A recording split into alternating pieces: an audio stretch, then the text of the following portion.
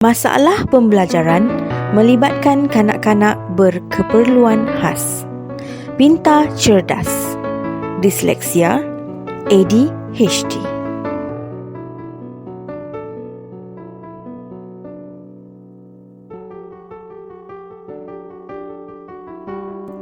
Menurut Harvard 2003, kanak-kanak keperluan khas terdiri daripada kanak-kanak yang mengalami kesukaran belajar, manakala kanak-kanak pintar cerdas yang mempunyai kebolehan yang jauh lebih tinggi daripada norma juga diklasifikasikan sebagai kanak-kanak yang berkeperluan khas.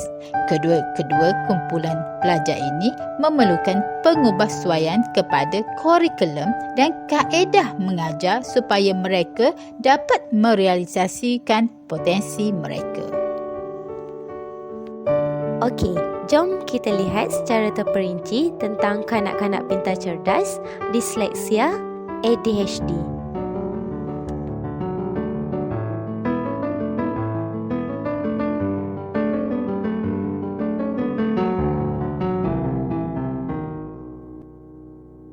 Definisi: pelajar yang mempunyai potensi dan bakat yang luar biasa serta melebihi kebolehan rakan seusianya lebih dikenali sebagai kanak-kanak pintar cerdas.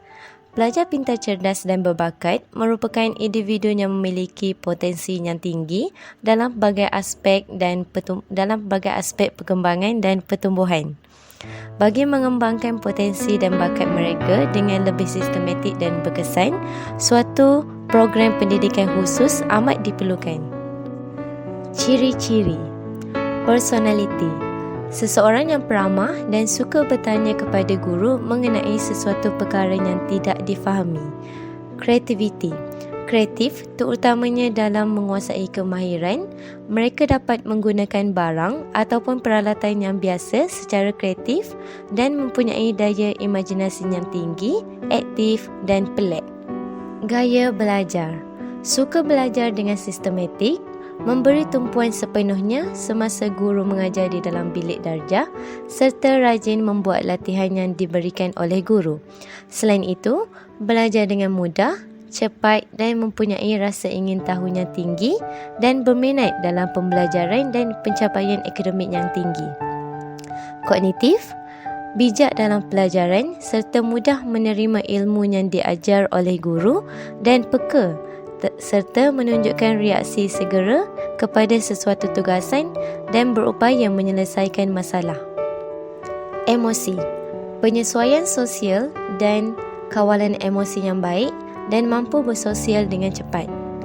Bahasa: mempunyai perbendaharaan kata yang banyak, tepat dan mengekal mengingat apa yang dibaca dan didengar dengan mudah. Fizikal: melebihi purata dan aspek ketinggian, berat badan, kekuatan dan kesihatan.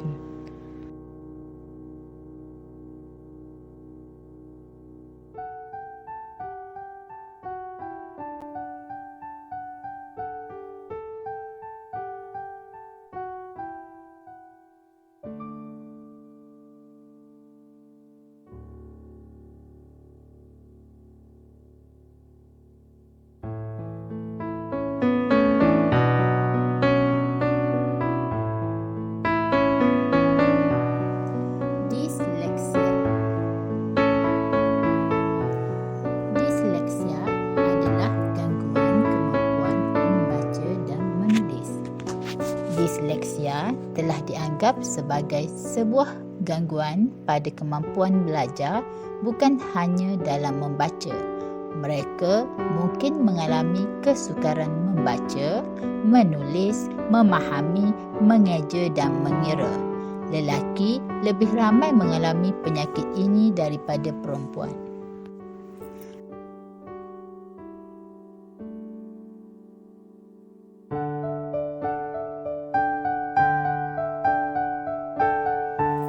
Antara penyebab disleksia adalah keturunan, jangkitan semasa hamil, pendedahan kepada alkohol dan ubat-ubatan semasa hamil dan kelahiran pramatang dengan berat yang rendah.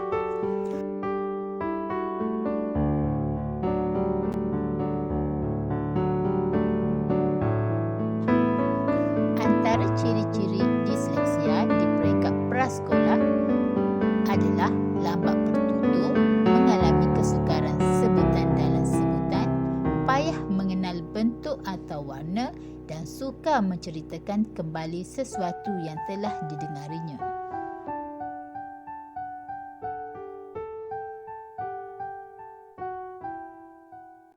Ciri-ciri di alam prasekolah kanak-kanak disleksia mungkin gagal menguasai tugasan sekolah seperti membaca, menulis, mengeja atau mengira, tidak suka membaca dan mengelak dari membaca di dalam kelas, mempunyai kecenderungan untuk membaca huruf, perkataan dan nombor secara terbalik seperti 15 dengan 51, was menjadi saw, B dengan D. Selain itu, kurang koordinasi seperti suka mengikat tali kasut, keliru dengan konsep masa seperti semalam, hari ini dan esok, kesukaran memahami, mengingati dan mengikut arahan, dan akhir sekali selalu tersalah letak atau hilang barang ataupun tidak menyiapkan kerja sekolah.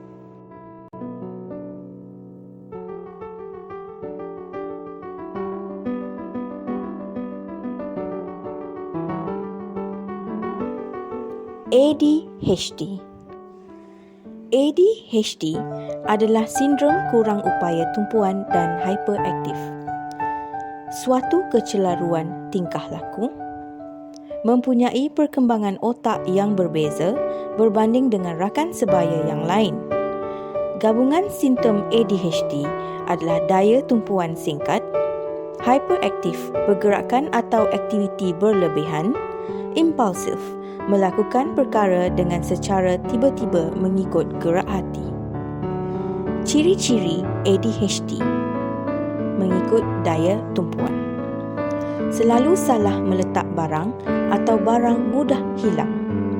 Selalu sukar memberi tumpuan, cuai dalam tugasan. Selalu lupa dalam aktiviti harian dan pengurusan diri. Selalu menghadapi kesukaran mengekalkan tumpuan. Selalu mengalami kesukaran merancang tugasan dan aktiviti. Selalu tidak mengikut arahan dan tidak dapat menyiapkan tugasan. Selalu kelihatan terganggu dan tidak mendengar apa yang diberitahu. Selalu mengelak dan enggan terlibat dalam aktiviti yang memerlukan berfikir. Berikut adalah ciri-ciri untuk hyperaktif. Bercakap tanpa henti, selalu mengelak berada dalam situasi yang perlu duduk, selalu berlari dan memanjat dalam keadaan yang tidak sesuai. Sukar mengikuti peraturan permainan apabila bermain bersama rakan. Sukar untuk duduk diam, contoh seperti sentiasa mengetuk jari tangan dan menghentak kaki ke lantai. Sukar untuk duduk lama di sesuatu tempat dan keadaan, tunjuk rasa tidak selesa. Berikut adalah ciri-ciri untuk impulsif. Sukar menunggu giliran dalam barisan, tidak sabar menunggu giliran bercakap semasa dalam perbualan, mudah mencelah perbualan atau mengganggu aktiviti orang lain.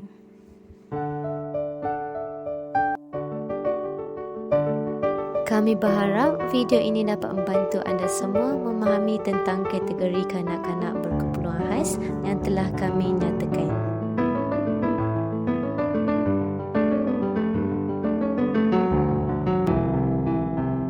Kami merupakan pelajar IP Kampus Tengku Ampuan Afzan yang terdiri daripada Siti Nurfazirah binti Muhammad Fadli, Bahirah binti Abdul Kadir dan Michelle Shirin alias Nur Fatihah.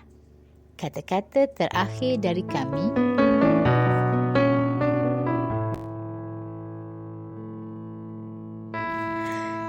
anak-anak adalah anugerah Tuhan diutus hari demi hari untuk bercerita tentang cinta, harapan dan pendamaian. Seiring berjalan waktu dan bertambahnya umur, disitulah kita merasa waktu yang singkat pun menjadi sangat berharga. Maka hargailah mereka dan sayangilah mereka seadanya. Sekian, Terima kasih.